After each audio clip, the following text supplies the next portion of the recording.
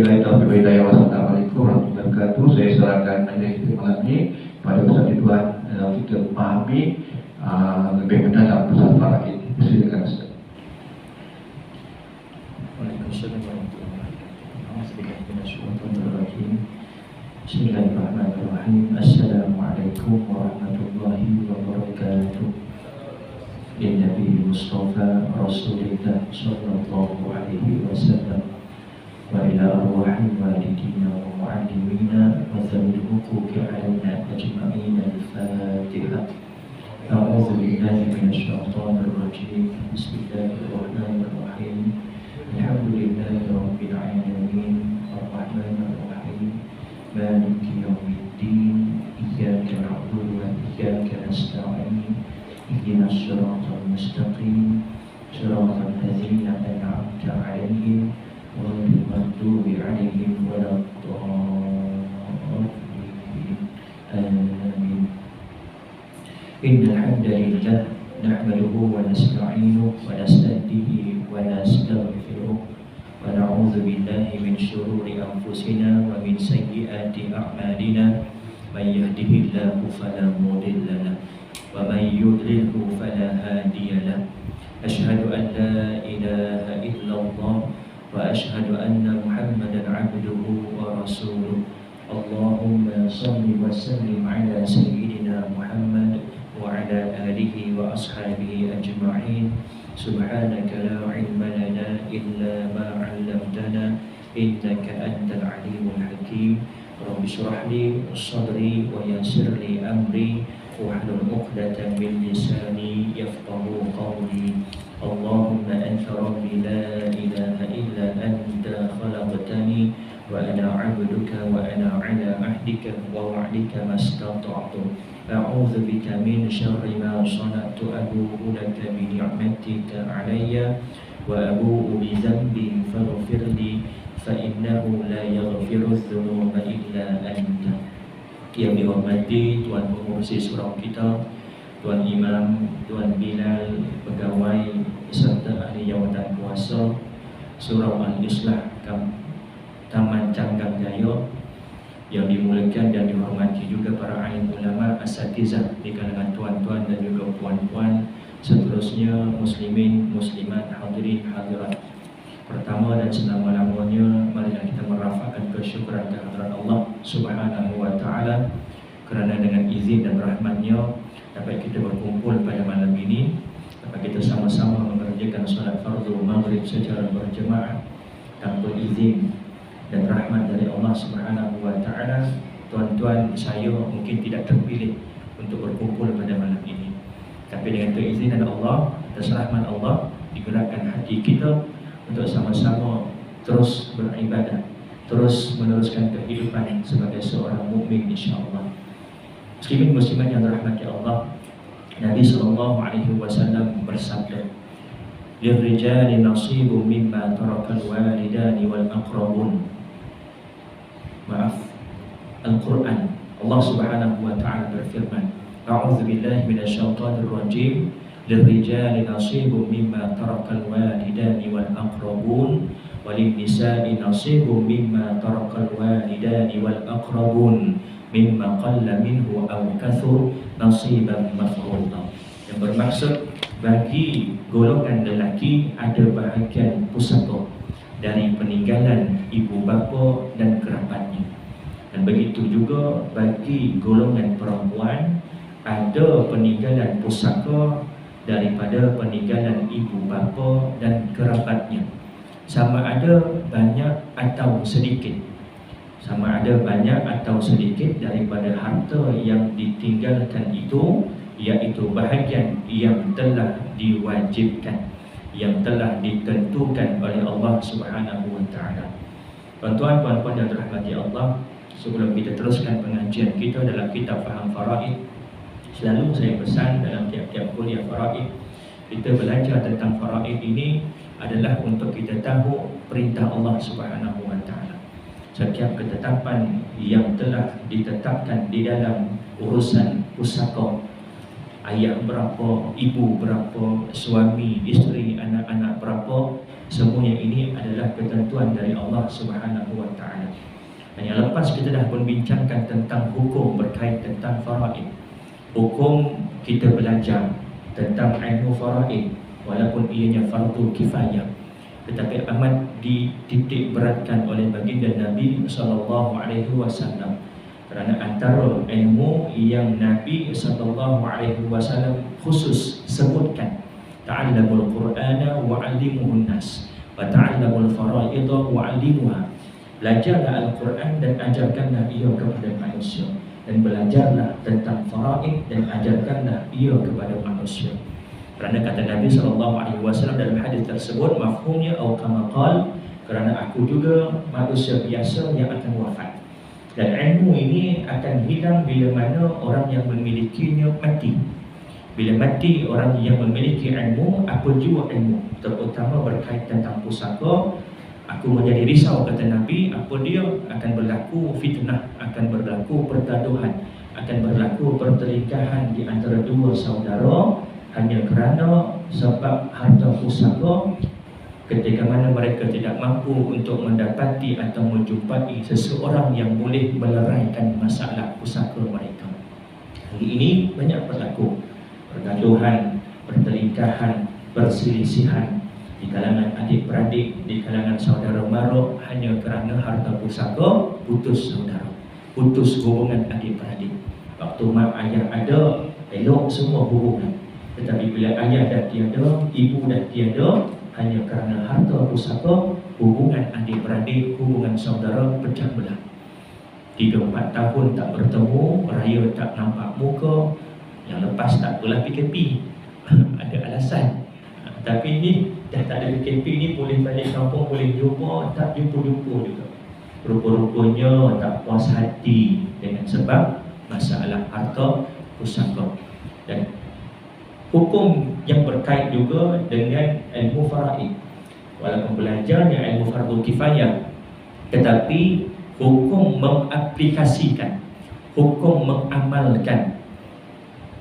Maknanya bila kita dapat harta pusaka, ayah atau ibu kita atau abang kita atau kakak kita, kita sebagai waris, hukum mempraktikkan ilmu faraid ini adalah fardu ain. Bukan lagi fardu kifayah, tetapi fardu ain ke atas setiap waris.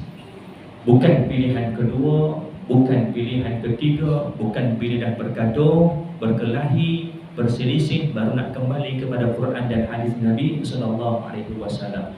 Tetapi ianya adalah pilihan yang pertama. Fardatan minallah, kata Allah. Inilah kewajiban kefarduan yang telah ditentukan oleh Allah Subhanahu wa taala. Maka dalam hujung ayat-ayat Al-Quran berkait tentang faraid, Allah Subhanahu wa taala memberi ancaman. Tilka hududullah. Demikian itu adalah ketetapan hudud bagi Allah Subhanahu wa taala berkait tentang faraid. May ya'sillahu wa rasulahu wa yata'adda hududahu yudkhilhu naran khalidan fiha wa lahu 'adzabun muhin. Siapa yang mengingkarinya maka akan dimasukkan ke dalam neraka Allah Subhanahu wa taala. Mengingkari dan melampaui batas akan dimasukkan ke dalam neraka Allah, khalidina fiha wa lahu 'adzabun muhin. Kekal ia di dalam neraka dan baginya azab yang cukup menghinakan. Nauzubillah min dzalik. Kita belajar untuk menyelamatkan diri kita. Bila kita belajar tentang faraid, mudah-mudahan kita terhindar daripada perkara memakan harta secara batin. Lebih kita takuti lagi, kita termakan harta anak yatim. Harta anak yatim kita ambil ringan. Kita menganggap ini hak kita, kita sebagai abang kepada arwah. Sedangkan arwah ada anak lelaki, ada anak perempuan, maka kita terhalang. Tak dapat satu sen pun, kita sibuk nak ambil juga. Makan harta anak yatim, ini yang lebih kita takuti. Kata ulama, bukan hanya dalam urusan perkara-perkara yang jelas, rasuah, mencuri dan sebagainya, yang termasuk dalam memakan harta secara batil, bahkan dalam urusan pusaka, dalam urusan faraid, memakan harta hak atau waris yang lain juga termasuk dalam perkara memakan harta secara batil. Kullu lahmin nabatat min haramin fannaru awla bih, kata Nabi. Setiap daging yang masuk dalam badan kita dari sumber yang haram, fannaru awla bih, maka neraka lah tempat utamanya. Sahabat tanya, ya Rasulullah, sikit pun masuk neraka ke? Apa kata Nabi? Walaupun hanya sebatang kayu sugi. Berapa nilai kayu sugi hari ini? Kalau tuan-tuan pergi dekat kedai dibanting mungkin RM1. Kalau di masjid Petaling, Seri Petaling, tempat kumpul orang tabligh, mungkin lagi murah lagi, RM1 dapat 2 berbaloi. RM1 sebatang kayu sugi. Kita ambil hak orang lain, masuk dalam badan kita. Bila kata masuk dalam badan kita, bukan bermakna makan saja. Orang salah faham. Bila kata masuk dalam badan jadi daging, baru kena masuk neraka. Betul, kalau guna untuk bayar bil, untuk bayar ansuran kereta, oh yang ini tak termasuk. Tak termasuk juga menggunakan harta secara batil, mengambil hak orang lain, juga termasuk dalam maksud hadis tadi. Bukan hanya dari sumber yang masuk dalam mulut kita, menjadi darah daging kita sahaja. InsyaAllah malam ini kita sambung dalam bab kepentingan mempelajari ilmu faraid, muka surat yang ke-20. Tuan-tuan yang ada kitab boleh lihat muka surat yang ke-20. Yang tak ada kitab boleh lihat di layar depan. Alhamdulillah, saya dapatkan kitab dalam bentuk soft copy ini daripada penulis sendiri, sahabat saya. Kami mengaji dari guru yang sama di Mesir waktu itu, dan saya pun dah dapatkan keizinan daripada beliau untuk dipaparkan sepanjang pengajian saya di masjid atau surau dalam bab faraid. Kepentingan mempelajari ilmu faraid. Sedia maklum bahawa mempelajari ilmu faraid adalah fardu kifayah. Namun begitu, ilmu ini merupakan satu ilmu yang sangat penting dan dipandang tinggi oleh syarak. Tanpa ilmu ini, pembahagian harta pusaka akan menjadi sukar, kerana setiap ahli waris tidak mengetahui bagaimana cara pembahagian itu. Kita manusia yang lemah.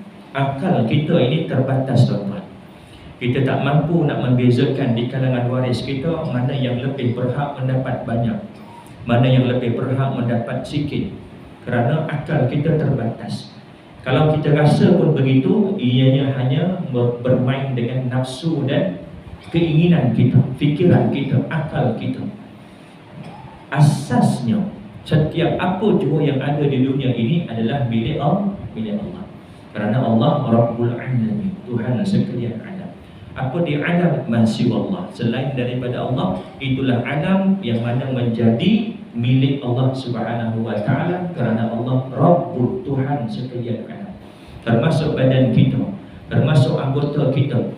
Bila kata pinjam, akhirat nanti Allah tanya balik. Tak berganjak kaki kita semua, melainkan ditanya 4 perkara. Antaranya rezeki kita, dari mana sumber, ke mana kita belanja. Antaranya anggota badan kita, yang 7 mata kita, telinga kita, mulut kita, tangan kita, kaki kita, perut kita, kemaluan kita, semuanya ini akan ditanya. Sebab pinjaman, kalau Allah bagi, Allah tak tanya dah. Kita kalau bagi kawan kita duit RM10, kita pulang pada dia nak beli apa. Tapi kalau kita bagi pinjam, motor kita rosak, kita ada hak untuk minta ganti balik. Ini konsep pinjam. Kerana itu akhirat nanti Allah tanya balik. Al-yawma nakhtimu ala afwahihim. Waktu itu mulut-mulut kita semua terkunci, tertutup. Wa tukallimuna aydihim. Siapa yang bercakap? Tangan-tangan kita yang bercakap. Ya Allah, si fulan bin si fulan tarikh sekian-sekian, melakukan sekian-sekian di tempat sekian-sekian. Atashhadu arjuluhum, siapa yang menjadi saksi? Kaki-kaki kita. Semuanya ini kerana pinjaman, termasuk harta kita di dunia ini. Kerana itu Allah akan tanya balik di akhirat nanti, dari mana sumber dan ke mana kita belanjakan. Bila masuk dalam poket kita, belum selamat lagi. Kerana 2 soalan berkait dengan rezeki kita, dari mana dan ke mana kita belanjakan. Beli benda-benda yang tidak berfaedah, beli benda-benda yang membazir, juga dipertanggungjawabkan di akhirat nanti. Walaupun kita rasa ni duit kita, kerana ini semua pinjaman. Konsepnya bila kita mati, semua akan kembali kepada Allah. Cuma kita tak nampaklah secara zahir. Kereta kita mungkin ke mana tiba-tiba hilang, hilang. Mana pergi kepada Allah balik, kembali kepada Allah. Rumah kita pun hilang, tak nampak secara zahir, tetapi hakikatnya pemilikannya akan kembali kepada Allah Subhanahu wa taala. Walaupun sebesar-besar harta atau sekecil-kecil harta, semuanya akan kembali pemilikan kepada Allah, dan Allah yang memberikan semula kepada waris-waris kita. Dengan cara apa? Dengan cara faraid. Walakum nisfu ma taraka azwajukum illam yakul lahunna walad. Bagi kamu lelaki, suami-suami 1/2 daripada peninggalan ibu bapa, daripada peninggalan isteri-isteri kamu, sekiranya isteri-isteri kamu tidak mempunyai anak. Yusikumullahu fi auladikum, telah diwasiatkan, telah diperintahkan kepada kamu untuk pembahagian harta-harta bagi anak-anak kamu. Lizakari mislu hadzil unsayain, bagi kaum lelaki 2 bahagian daripada kaum perempuan. Nisbah lelaki 2, nisbah perempuan 1. Siapa yang cakap ni? Siapa yang tentukan? Allah Subhanahu wa taala. Bukan para ulama, bukan ustaz-ustaz, bukan tok guru. Kami, saya hanya menyampaikan sahaja. Tetapi siapa yang menentukan? Allah Subhanahu wa taala.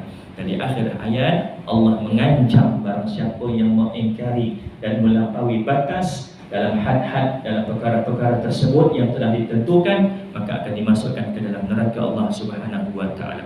Nauzubillah min dzalik.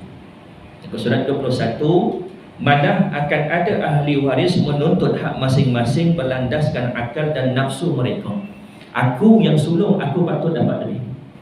Aku yang jaga mak 5 tahun mak lumpuh, aku yang jaga, aku yang keluar belanja. Tiba-tiba bila mak meninggal, aku dapat sikit, yang lain dapat banyak sebab dia perempuan. Adik-beradik yang lain semua lelaki dapat banyak. Ini kerana berlandaskan nafsu. Jadi kita yang hidup ini kena pandai bijak merancang. Bijak merancang harta kita. Sebaiknya, nak kata wajib tak adalah, tetapi sebaiknya kita ni semua bila kita ada harta, kita buat satu file. Kalau aku mati, harta aku banyak ni sekian. Siapa yang dapat? Oh, anak aku dapat banyak ni, yang lelaki, yang perempuan dapat banyak ni. Anak angkat aku tak dapat. Kita ada anak angkat, ataupun kita ada menantu, yang mana menantu ni lah yang jaga kita. 5 tahun kita lumpuh, dia yang jaga basuh berak kita, jaga makan pakai kita. Tapi rupanya dia tak dapat mengikut fara'id, kerana menantu bukan ahli waris, anak angkat bukan ahli waris. Waktu tu baru kita boleh rancang masa kita hidup, sama ada nak hibah kepada mereka ataupun kita buat wasiat sebelum kita mati. Sebab kita dah tahu, boleh kita rancang. Tuan-tuan, puan-puan yang rahmati Allah, ramai yang tak tahu dari segi undang-undang peruntukan, undang-undang keluarga Islam selama 2003 dalam perkara hak menjaga harta anak yang di bawah umur.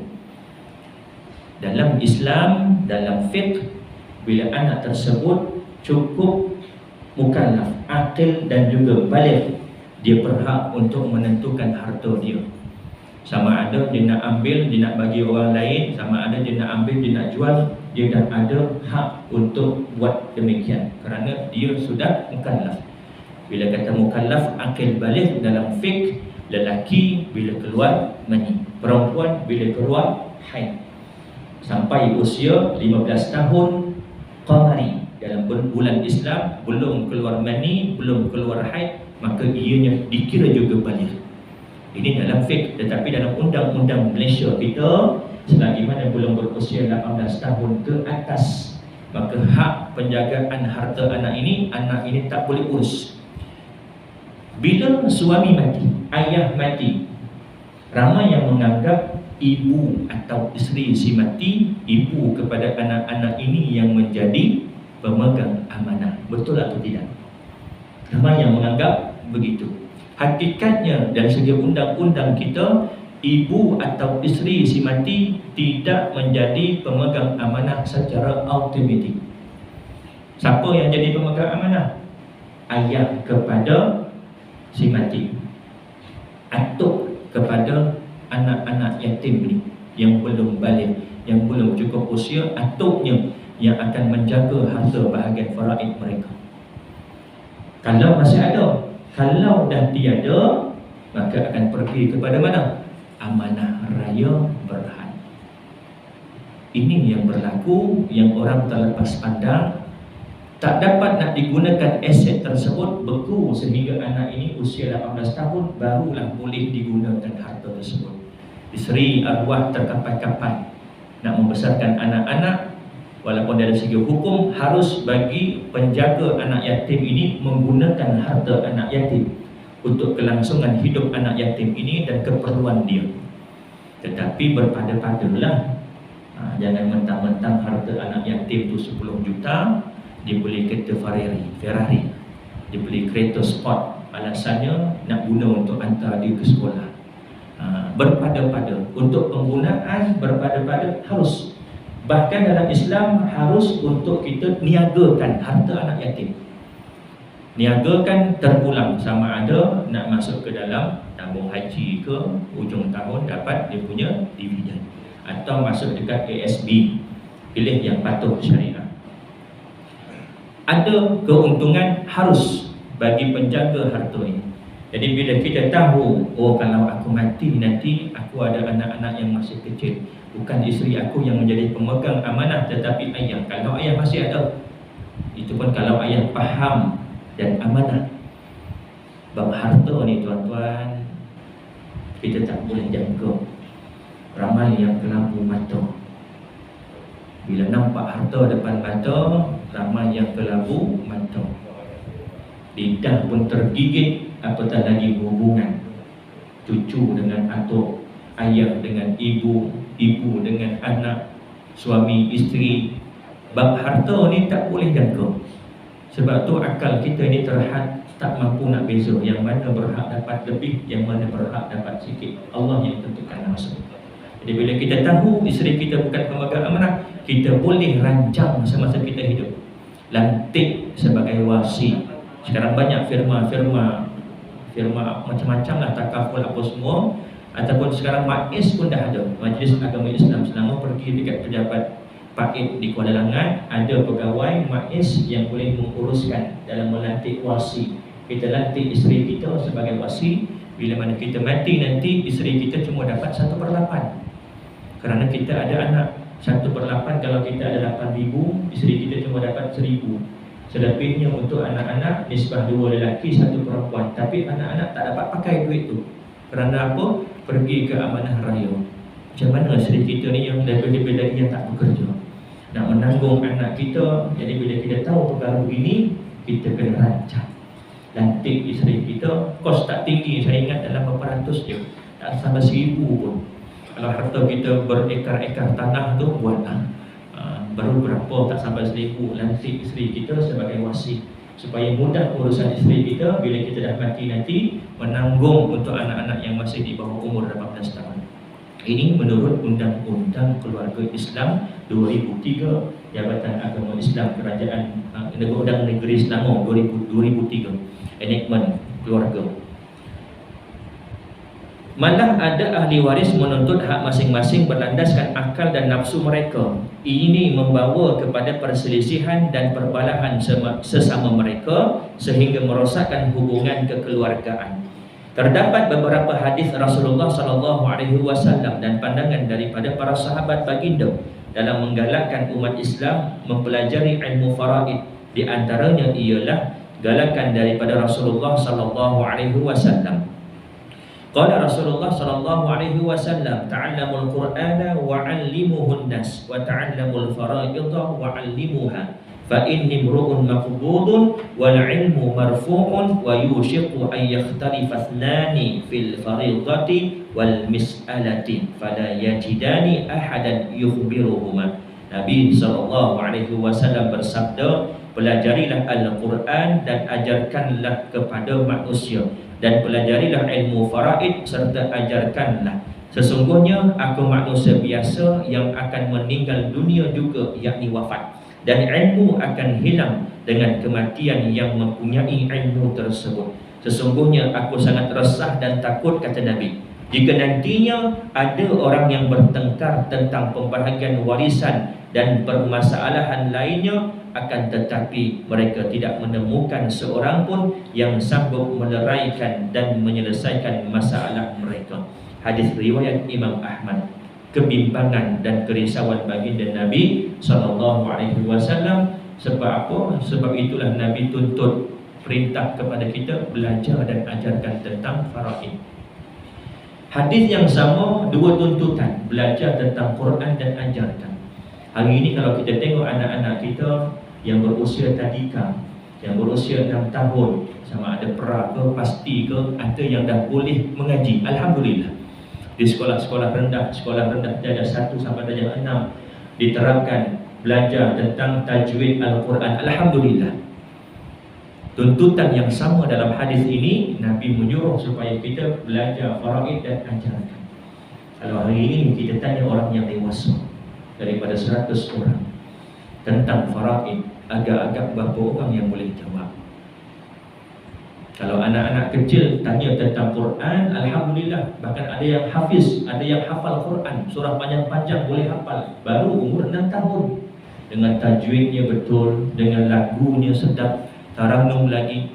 Tetapi tentang faraid ini yang kata Nabi SAW dalam hadis lain, ilmu ini ilmu yang akan diangkat, dicabut yang terawal di kalangan umatku.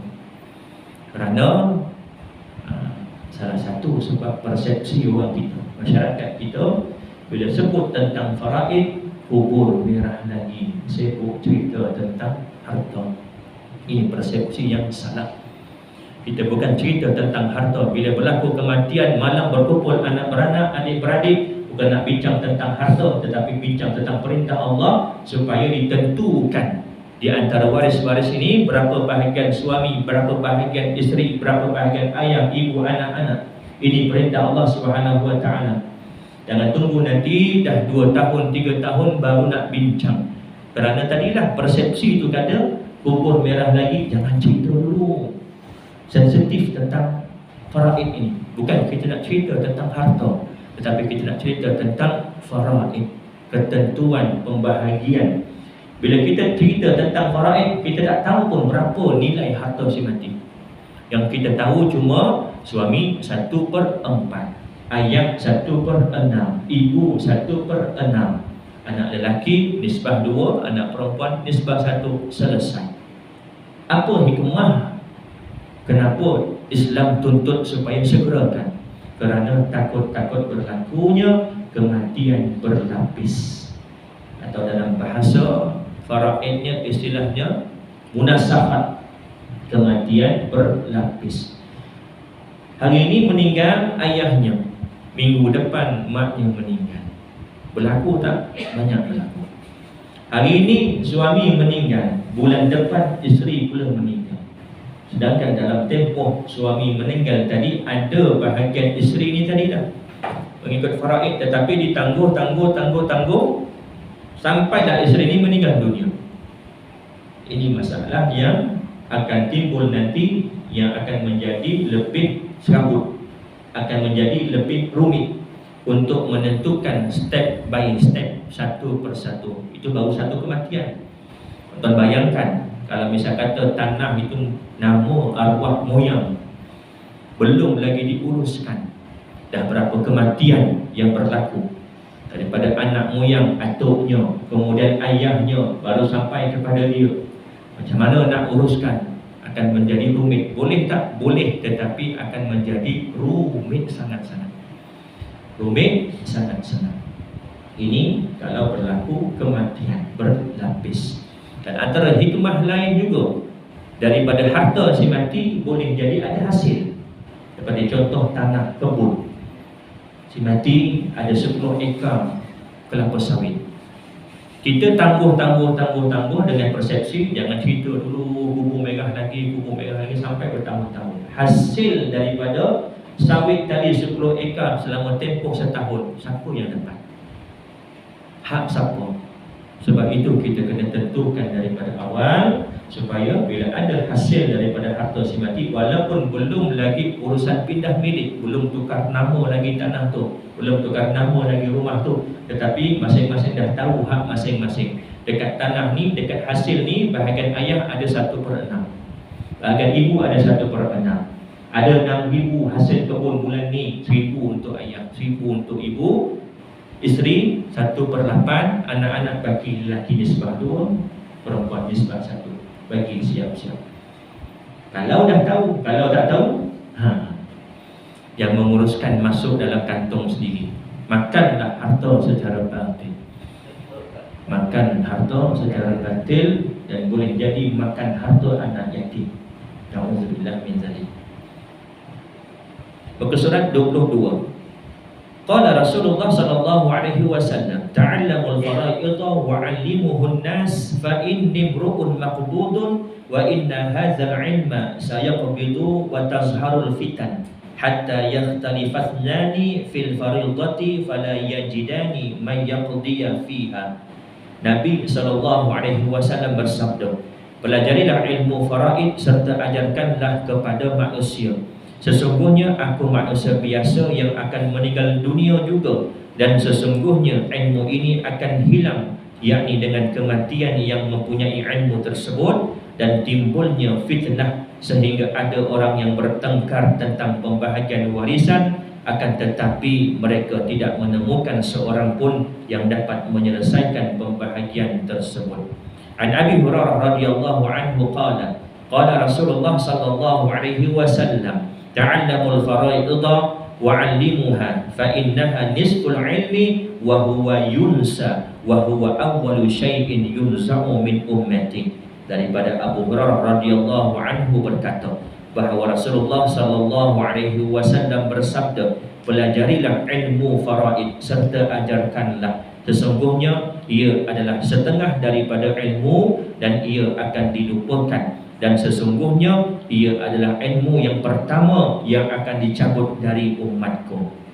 Berdasarkan hadis tersebut, ilmu faraid itu merupakan setengah daripada ilmu. Perkara ini menurut pandangan ulama adalah kerana manusia itu terbahagi kepada dua keadaan, iaitu keadaan pertama, iaitu keadaan kita semasa hidup.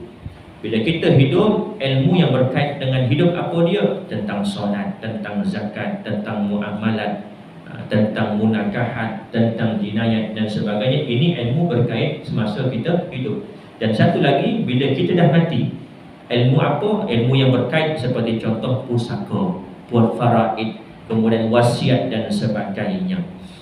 Galakan daripada sahabat baginda sallallahu alaihi wasallam, Sayyidina Umar bin Al-Khattab telah berkata, ta'allamu sunnata wal faraida wal lahna kama ta'allamuna al-Qur'ana. Pelajarilah ilmu as-sunnah, faraid dan ilmu bahasa Arab sebagaimana kamu mempelajari Al-Quran. Pada tahun ke-18 Hijrah, Sayyidina Umar Ibn Khattab radhiyallahu anhu telah pergi ke negeri Syam untuk mengajarkan ilmu faraid kepada penduduk di sana. Sahabat sendiri, khalifah sendiri yang pergi untuk menyampaikan ilmu faraid. Kerana apa? Mereka tahu kepentingan ilmu faraid ini yang ditekankan oleh baginda Nabi sallallahu alaihi wasallam. Kesungguhan para ulama dalam menyebarkan ilmu faraid. Disebabkan ilmu faraid amat penting, para ulama banyak menghabiskan masa mereka dalam mempelajarinya dan mengajarinya. Malah terdapat juga ulama yang mencipta kaedah-kaedah tertentu yang mudah untuk menguasai ilmu ini, seperti kaedah jadual segitiga oleh Syekh Nabil Kamaluddin, kaedah matan syair Ar-Juzah oleh Syekh Abdul Fattah Abdul Ghani, kaedah matan syair Ar-Rahabiyah oleh Syekh Muhammad bin Ali, matan syair Al-Maisurah oleh Syekh Salah Al-Ja'fari, matan syair Uddah Al-Farid oleh Syekh Sa'id bin Sa'ad, kaedah Syajaratul Mirath oleh Al-Fadil Ustaz Imam Malik Nasirin dan Al-Fadil Ustaz Jabal Alam Syah, kaedah Fajar oleh penyusun sendiri, dan kaedah yang lainnya. Ini antara usaha para ulama supaya apa? Supaya umat dapat belajar tentang faraid dengan mudah. Saya tak nafikan belajar faraid ini bukan mudah. Bukan mudah. Walaupun ramai di kalangan kawan-kawan saya belajar sama-sama, tetapi tak ramai yang nak mengejar. Sebab saya akui faraid ini bukan mudah. Kita masih lagi di fasa yang depan, mukadimah, tentang fakta, sirah, hukum. Nanti kita akan masuk dalam bab ahli waris pula. Kita akan masuk dalam bab pengiraan. Dan masa itu perbincangan kita lebih berat. Dan waktu itu saya galakkan, saya kata kalau tuan-tuan ada yang tidak faham, terus angkat tangan tanya. Jangan tunggu di ujung baru nak tanya, takut kita terlajak masuk. Jadi misal kata sepanjang perbincangan, sepanjang pembentangan, kalau ada yang kurang faham, terus angkat tangan dan tanya. Mana yang boleh saya jawab, saya akan jawab. Matan Kaedah Syajaratul Miras oleh Al-Fadil Ustaz Imam Malik Nasirin dan Al-Fadil Ustaz Jabal Alam Syah. Sama-sama kita sedekahkan Al-Fatihah kepada guru saya almarhum Al-Fadil Ustaz Jabal Alam Syah, yang mana saya mendapatkan sanad pengajian faraid bersama dengan penulis kitab ini. Kami sama-sama belajar dari guru yang sama di Mesir waktu itu, dan almarhum meninggal dunia pada tahun 2021 tanggal 2 Mei. Al-Fatihah.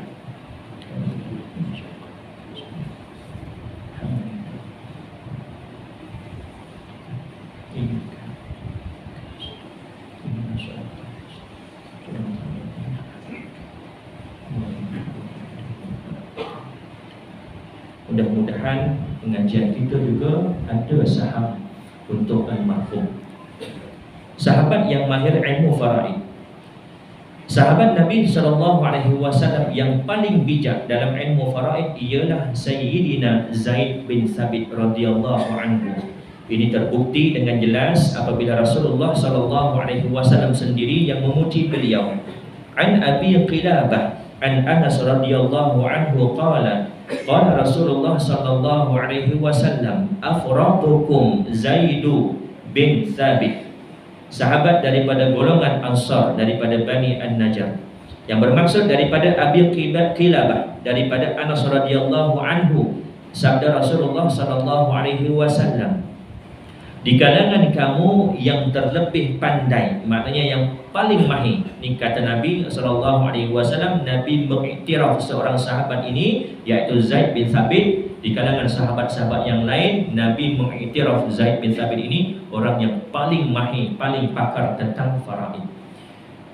Di kalangan kamu yang terlebih pandai ilmu faraid ialah Zaid bin Thabit. Hadis riwayat Imam Ahmad. Baginda sallallahu alaihi wasallam memuji Zaid bin Thabit adalah kerana beliau dapat memberikan jawapan yang paling tepat dan paling pantas berbanding sahabat-sahabat yang lain. Sayyidina Umar Al-Khattab radhiyallahu anhu pernah berkhutbah di Al-Jabiyah, Syam. Beliau berkata, barang siapa ingin bertanya tentang masalah faraid, maka jemputlah Zaid bin Thabit datang. Kepentingan dan keistimewaan ilmu faraid, insya-Allah kita akan sambung pada perjumpaan akan datang pada bulan hadapan. Kalau ada soalan silakan tanya, mana yang boleh saya jawab saya cuba jawab, mana yang tidak saya akan tangguh, cuba tanya kepada yang lebih ahli dan pakar. Bulan depan saya cuba jawab kongsi.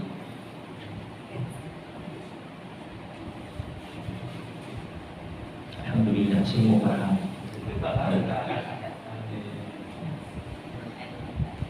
Kalau begitu saya rasa cukup sekian itu yang baik datang daripada Allah dan kurang mampu datang daripada kelemahan saya mohon maaf walaupun anda yang terkasar bahasa terkuras hati tuan-tuan dan juga puan-puan. Kita tangguh dengan tasbih kafarah dan suratul Asr. Subhanallahumma bihamdika asyhadu an la ilaha illa anta astaghfiruka wa atubu ilaik. Bismillahirrahmanirrahim. Wal 'asri innal insana lafi khusr illa alladziina aamanu wa 'amilus shalihati wa tawassaw bil haqqi wa tawassaw bis sabr. Bismillahirrahmanirrahim. Alhamdulillahirabbil alamin. Wassalatu wassalamu ala asyrafil anbiya'i wal mursalin wa ala alihi wa sahbihi ajma'in. Allahumma faqihna fid din wa 'allimna ta'wil wahdina shiratal mustaqim shiratal ladzina an'amta 'alaihim minan nabiyyin wasiddiqin wasyuhada'i wassalihin. Allahumma arinal haqqa haqqan warzuqna ittiba'ah wa arinal batila batilan warzuqna ijtinabah. Allahumma inna na'udzubika min 'ilmin la yanfa' wa min qalbin la yakhsha wa min nafsin la yashba' wa min da'watin la yustajabu laha. Rabbana atina fid dunya hasanah wa fil akhirati hasanah wa qina adzaban nar. Wa sallallahu ala sayyidina Muhammad wa ala alihi wa sahbihi wa baraka wa sallam. Alhamdulillahirabbil alamin. Assalamualaikum warahmatullahi wabarakatuh.